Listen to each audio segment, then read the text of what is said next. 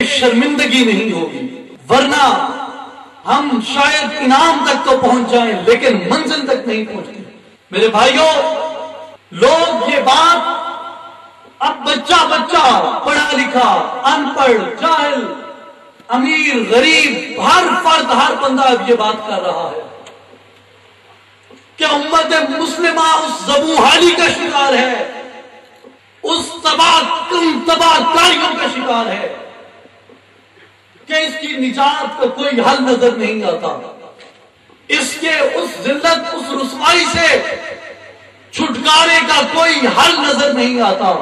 میرے بھائیوں، میرے دوستوں، میرے مسلمان بھائیوں، یہ حل کیسے نکل سکتا ہے؟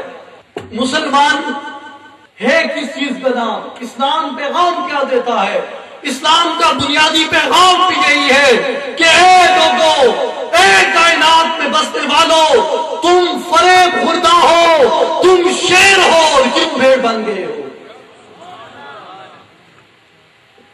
جب تک شیر بھیڑوں کے ریوڑ سے نہیں نکلتا، جب تک شیر اپنی اصلیت سے آگاہ نہیں ہو جاتا، تب تک وہ شیر ذلت کا شکار رہتا ہے، رسوائی کا شکار رہتا ہے، بربادی کا شکار رہتا ہے۔ تو کیا ہے؟ تو اس کا عین نور ہے، اور خود کو اس خاکی پنجرے میں جب تو مبہوس کر لیتا ہے، مقید کر لیتا ہے، اسی تک محدود کر دیتا ہے، تو پھر جو اسلام کے اندر لامحدودیت کا تصور ہے وہ ختم ہو جاتا ہے، اور جب لامحدودیت کا تصور ختم ہو جاتا ہے، محدودیت اس کے اندر آ جاتی ہے، تو پھر حقیقت خرافات میں کھو گئی، یہ امت روایات میں کھو گئی۔ میرے بھائیوں اور میرے دوستوں، اس فکر کو، اس نعرے کو، اس علم کو، اس جھنڈے کو چھپا دیا گیا ہے، دبا دیا گیا ہے۔ کون یہ جا کے یہ پیغام دیتا ہے کہ اے مسلمانوں، خدا را تم اپنی ذلت کا حل نکالو، اور ذلت کا حل کیا ہے؟ مزاج انسانیت سے نکلو اور معراج انسانیت کی طرف پڑھو۔ سبحان اللہ۔ وہ تمہیں کہاں پھنسا دیتے ہیں؟ سالک کے پاس جاؤ گے تو وہ تمہیں مقامات گنوائے گا، صوفی کے پاس جاؤ گے تو وہ تمہیں احوال گنوائے گا، ملا کے پاس جاؤ گے وہ تمہیں مسائل گنوائے گا۔ ہم یہی شروع سے کہہ رہے ہیں، اور یہی اصلاحی جماعت اور عالمی تنظیم العارفین کا مقصد اور مشن ہے کہ خدا اس ڈرامے بازی کو چھوڑو، ان فرسودہ روایات سے، ان ذاتی مفادات سے نکلو۔ یہی تمہاری نشاط ثانیہ کا دور ہے، یہی تمہاری بربادی سے نکلنے کا ایک حل ہے۔ اسلام کے اندر دو بنیادی نظام تھے، ان دو نظاموں کے اوپر پورے اس اسلامی نظام کا احاطہ ہے، اس کی بنیادیں ہیں، اس پہ اس کی عمارت ہے، اسی پہ اس کی تزئین و آرائش ہے، اور وہ کون سے ہیں؟ پہلا نظام تعلیم ہے، دوسرا نظام تربیت ہے۔ بدقسمتی سے ہم ان دونوں سے ہاتھ دھو بیٹھے۔ نظام تربیت کا جنازہ یوں نکلا کہ فقط چند فروعات کو سامنے رکھ کے اسی پہ ہی الجھتے گئے۔ خود رسول کریم صلی اللہ علیہ وسلم کے دور مبارک میں اور خلافت راشدہ کے مستحکم دور میں بھی کسی کو یہ جرأت نہیں تھی، کسی کو یہ اختیار نہیں تھا کہ وہ اپنی اختلاف رائے پہ کسی کو قتل کروا دے، بیویوں کو بیوہ کروا دے، بچے یتیم کروا دے، چشمان والدین بے نور کروا دے، یہ کسی کو اختیار نہیں تھا۔ اب یہ رائے کو عامر کی طرح مسلط جب کیا گیا، تو جب مسلط کیا جاتا ہے تو پھر اس کے اندر حقیقت کو نہیں دیکھا جاتا، اور خلیفہ ہارون الرشید کے دور میں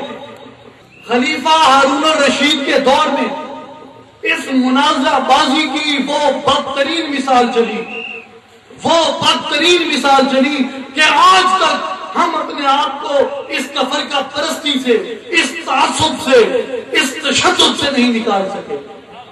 مسئلہ کیا ہے؟ فقط ہیں کلام اللہ کے الفاظ حادث یا قدیم، ہیں کلام اللہ کے الفاظ حادث یا قدیم، امت مرحوم کی ہے کس عقیدے میں نجات۔ مسئلہ تو کوئی نہیں ہے، جھگڑا تو اور کوئی نہیں ہے، فقط اسی بات پہ الجھ پڑے، فقط اسی تعصب کا شکار ہو۔ وہ سلسلہ آگے بڑھا اور جب مقصد اسلاف کو ترک کر دیا اور مرکز اسلاف کو اپنا کاروبار اور پیشہ اور وراثت سمجھ لیا اور اپنے باپ دادا کی مزار کا کاروبار شروع کر دیا، تو اس نظام تربیت کا بھی جنازہ نکل گیا۔ ان کا مقصد کیا تھا؟ لوگ مجھے کہتے ہیں، ہم مسلک بھی غیر مسلک بھی مجھے یہ کہتے ہیں کہ جناب آپ تو خود خانقاہی نظام کا حصہ ہیں، تو پھر آپ کی کیسی باتیں کرتے ہیں؟ میں یہی تو فرق بتانا چاہتا ہوں کہ خانقاہی نظام کیا ہے۔ خانقاہی نظام کی دو ترتیبیں ہیں، ایک خانقاہ صوفی کی ہے، ایک خانقاہ فقیر کی ہے۔ جو صوفی کی خانقاہ ہے وہاں فٹک مستی احوال ہوتا ہے، درویش کی خانقاہ جو ہے، جو صوفی کی خانقاہ ہے، وہاں صرف کلندری دھمالے اور بھنگ کو رگڑے دیے جاتے ہیں۔ لیکن جو فقیر کی خانقاہ ہے وہ ایک عالمگیر تحریک کا نام ہے، وہ ایک انقلاب کا پیش خیمہ ہوتی ہے۔ یہ فقیر کی اور صوفی کی خانقاہ میں فرق ہے۔ نعرہ تکبیر، نعرہ فخر، جانشین سلطان الفقر۔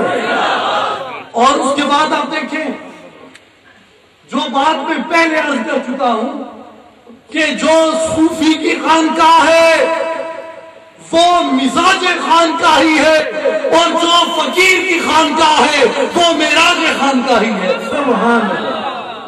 میرے بھائیوں، فقط حال میں، فقط مستی سے، فقط وجد سے کچھ نہیں بنتا، اس کے لیے ایک تحریک کی ضرورت ہے جو الحمدللہ سلطان العارفین حضرت سخی سلطان باہو رحمۃ اللہ علیہ کے آستان عالیہ سے پوری کائنات کے لیے، صرف مسلمانوں کے لیے نہیں بلکہ عالم انسانیت کے لیے یہ ایک امن کا اور اللہ تعالی کے قرب کا پیغام ہے اور مقصد حیات کے حصول کی دعوت ہے۔